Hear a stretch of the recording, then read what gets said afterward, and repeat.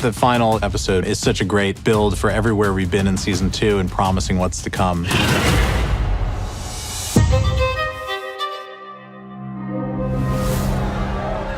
Rhaenyra has choked King's Landing with the blockade, and people are starting to get hungry and they're going to revolt against the king or the Prince Regent. Break the blockade and it will benefit you. It seems you need us more than we need you.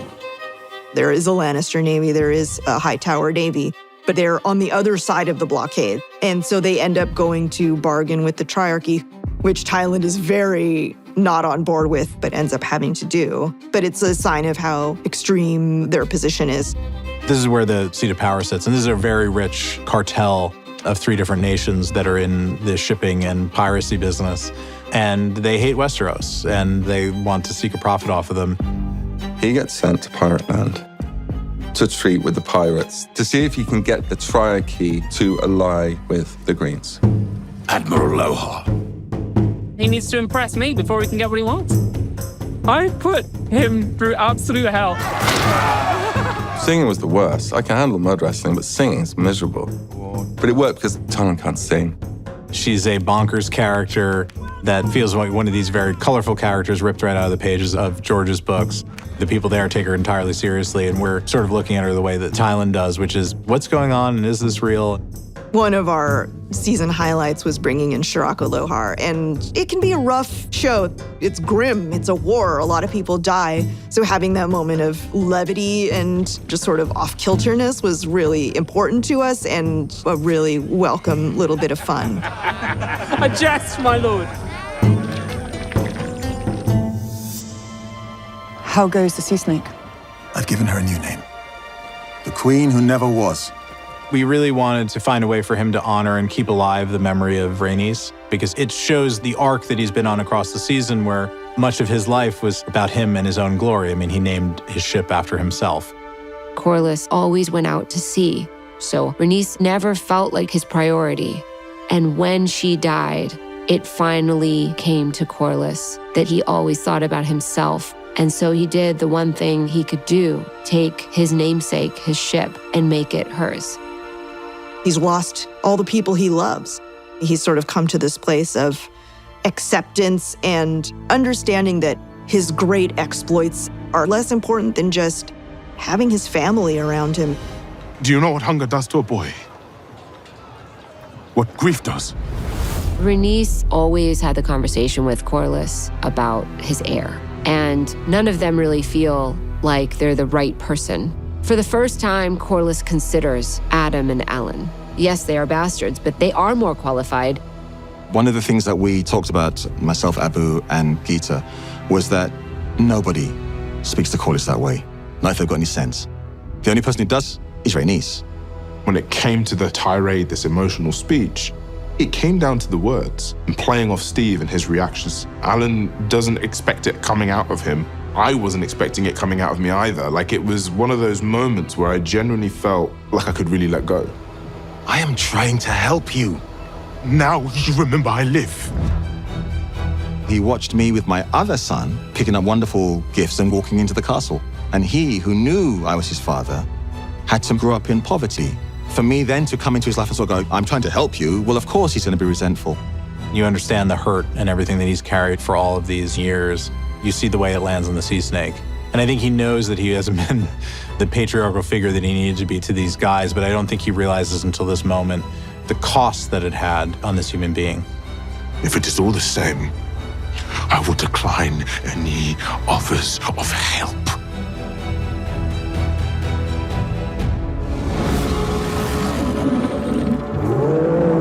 Aemon lashes out. It's also a strategic act because Sharp Point is the seat of House Massey, who serves on Rhaenyra's council. It's a punishment to them for siding with the Pretender. Aemon is showing that he's not running, he's burning cities filled with innocent people instead. Aemond is now, for the first time this season, I think, scared. From the time in season 1 when he got Vhagar as a boy, that's changed his entire outlook. And now that he's been challenged by these new dragons, it's the first time that, like, oh no, I don't have the upper hand in any situation I go into. The stakes are so high that if he doesn't get another rider, he will have no chance against the Blacks. and they will lose the throne if Aegon continues to be king. In his mind, he's doing what's right for his house. Why must I run? Because the Prince Regent is going to kill you. I think in Larys's experience, those who look through you, they never see you coming. That's what he's trying to say to Aegon is, as long as Aegon is not a threat, he's relatively safe. Larys sees the light at the end of the tunnel, or at least he's made Aegon think he knows what that could be. After his encounter with Aemond in episode 6, Aegon knows that Larys is correct. In that moment, Aemond gets desperate with the newfound potential threat. He overextends and gets forceful with Helena. I think it's desperation that reeks off him in that scene where Alicent and Helena are both like, bro, calm down. This is not how somebody who feels really sure about what they're doing behaves. Helena admits she saw how I burned Aegon, and it's hard hitting for Aemond to hear that he's going to go down. He kind of envisioned after the war had finished, he'd be seen as this war hero. But Helena's prophecy puts a stop to that. Helena's probably put herself in more danger with Aemond than she ever has been before. Would you not have us prevail? Not like this. Aemond is going to be an interesting loose cannon in season 3 because when Aemond is scared, laughed at, or feels small, he lashes out.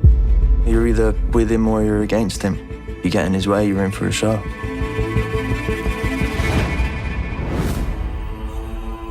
All your life, you've sought to command your own fate. But today you are ready. There are different magics and worlds in play here in George's universe. And Alice has been a bit of a guide for Daemon and has made him ready for this thing that Alice is going to show him that he was not ready for in episode 3 when he showed up at the castle. He's evolved in some way and he's ready to see the future.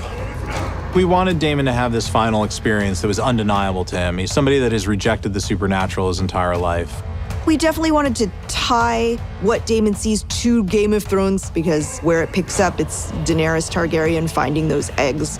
She is a descendant of Daemon and Rhaenyra, and so what he ends up seeing is that he's just this tiny piece of this massive story, and once you start to see that, you would gain an entirely different perspective.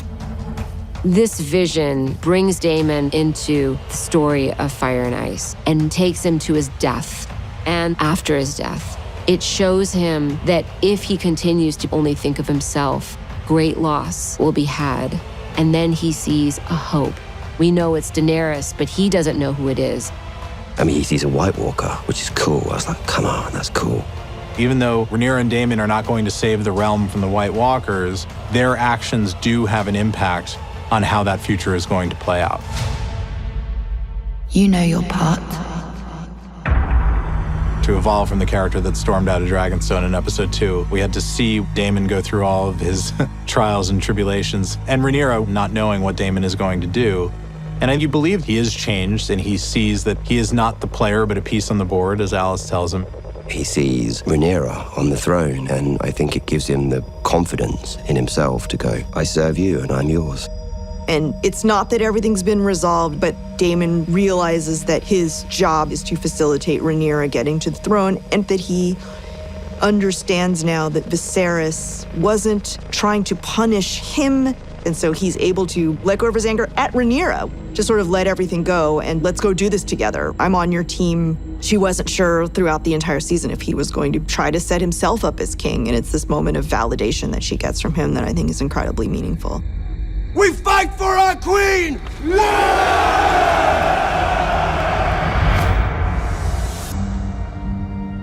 Will you see it through and make your sacrifice? A son for a son.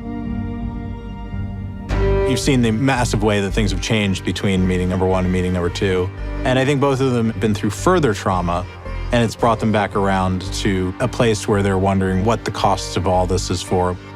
It's massive that Alicent travels to Rhaenyra.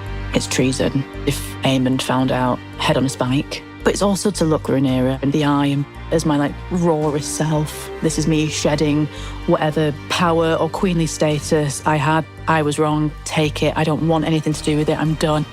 She's had this journey of self-actualization and she's got a lot of power within her, and I think she feels much more capable. It's funny to be offered a huge gift at the point where you think you already have what you need. The climax of that scene is Rhaenyra, I'm going to have to kill your son, and Alicent acceding to it, which is huge for Rhaenyra because that is not something that Alicent would ever have done before. So I think that causes her to really believe what Alicent is saying. Rhaenyra has these new dragon riders. She's just gotten Daemon back. She has this big army. If she wanted to, she could probably win this war herself, but at the cost of thousands and thousands of lives. And then she's sort of given this back door by Alicent. And so I think we leave season 2 with Rhaenyra in this place of what am I going to do? It's such a beautiful scene and so wonderfully written by Sarah, wonderfully performed by Em and Olivia, and Gita beautifully directed it. And the way it launches us into the 3rd season and the unknown of what's to come, it's a tour de force. There's so much in play. There are armies, there are dragons, there's castles, strongholds, and political maneuvering, but at the end of the day, it comes down to these 2 women trying to figure it out. The Lannisters are arriving in the Riverlands. The High Towers are marching through the Reach. The Winter Wolves are coming from the north. The Triarchy sailing. We see the Sea Snake going back out to sea. Daemon has his army in the Riverlands. Alicent's 4th son on his dragon. The Blue Queen is now flying in support of this massive High Tower army. We find Otto in this cell somewhere, and we don't know quite where he is or what happened to him. Rhaena discovers a dragon, and we see a forest outside of King's Landing, and there is Aegon. Larys and Aegon basically escaped King's Landing because shit's about to hit the fan. It's just a reminder of things have been put in motion which they can't pull back. And similar to Daemon's vision, where you're seeing the things that are all going to come to play a part in the whole story. While this season was very much about the fits and starts of an early medieval war, season 3 is clearly going to be about total war. I think Team Black are in ascendancy. A desperate Aemond is a dangerous Aemond. I will never, ever concede. The whole thing is just so volatile. Baela's going to do whatever it takes, whatever it comes down to, she's prepared to do. She has the better hand and an inevitably positive shot at the throne. The pendulum could swing the other way very quickly. We shall see who the last man standing is.